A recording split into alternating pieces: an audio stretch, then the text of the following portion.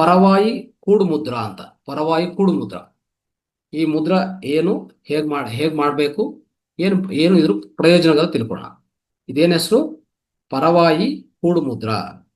ನೋಡಿ, ಈ ಮುದ್ರಾ ಮಾಡೋ ವಿಧಾನ ನೋಡ್ಕೊಳ್ಳಿ. ಫಸ್ಟು ಪ್ರತಿ ಮುದ್ರನು ಬೆಳಗ್ಗೆ, ಮಧ್ಯಾಹ್ನ, ಸಾಯಂಕಾಲ.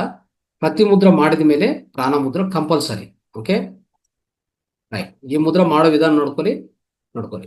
ಎಲ್ಲ ಈ ರೀತಿ ಲಾಕ್ ಮಾಡಿದ ಮೇಲೆ ಕಿರುಬೆರಳು ಟಚ್ ಮತ್ತೆ ಹೆಬ್ಬೆರಳು ಈ ರೀತಿಯಲ್ಲಿ ಟಚ್.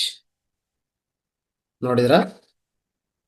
ನೋಡಿ ಒಂದ್ಸರಿ ನೋಡ್ಕೊಳ್ಳಿ ಈ ರೀತಿಯಲ್ಲಿ. ಸೊ ಇದು ಈ ಮುದ್ರಾ ಈ ರೀತಿಯಲ್ಲಿ ಮಾಡಬೇಕು. ಮಾಡಿ ಹೀಗೆ ನಿಮ್ಮ ತೊಡೆ ಮೇಲೆ ಇಟ್ಕೊಂಡು ಪ್ರಾಕ್ಟೀಸ್ ಮಾಡಿ. ಸೊ ಈ ಮುದ್ರಾ ಉಪಯೋಗ ಏನು ಸ್ನೇಹಿತರೆ? ಇದು ನಿಮ್ಮ ಈ ಕುತ್ತಿಗೆ ಇದೆಲ್ಲ, ನೆಕ್ ಪೇನ್ ಬಂದ್ರೆ ಇಮ್ಮಿಡಿಯೇಟ್ ತಕ್ಷಣ ರಿಲೀಫ್ ಮಾಡುತ್ತೆ, ಆಯ್ತಾ?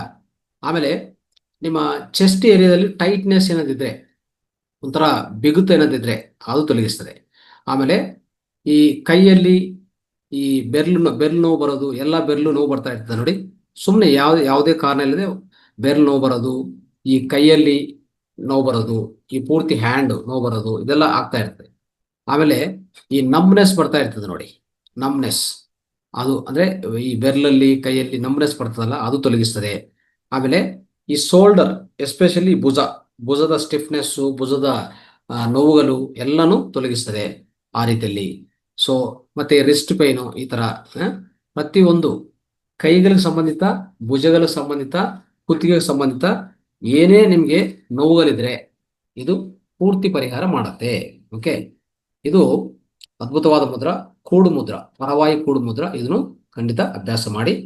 ಸೊ ಇದು ಇವತ್ತು ನಾವು ತಿಳ್ಕೊಬೇಕಾಗಿರೋಂಥ ಮುದ್ರಗಳ ಬಗ್ಗೆ ನಾವು ತಿಳ್ಕೊಂಡಿದ್ದೀವಿ ಸ್ನೇಹಿತರೆ.